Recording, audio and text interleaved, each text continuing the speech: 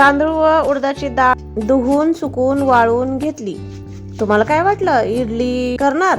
नाही, मी थंड लाडू करणार आहे. आता तुम्हाला प्रश्न पडला असेल, थंड लाडू सध्या बघा ना, उन्हाळ्यामुळे उष्णतेचं एवढं प्रमाण वाढलेलं आहे आणि आपल्या सर्वांसाठीच उन्हाळ्यामध्ये थंडावा देणारे लाडू करणार, तर जरूर पहा. त्यासाठी व्हिडिओ संपूर्ण पहा. तांदूळ व उडदाच्या डाळीचं जाडसर पीठ मिक्सरमध्ये काढून चाळून घेतलं. तुपामध्ये भाजलं. त्यासोबतच गहू पीठ, बेसन पीठ किंवा डाळवं पीठ मंद आचेवर तांबूस होईपर्यंत चांगलं भाजून घेतलं.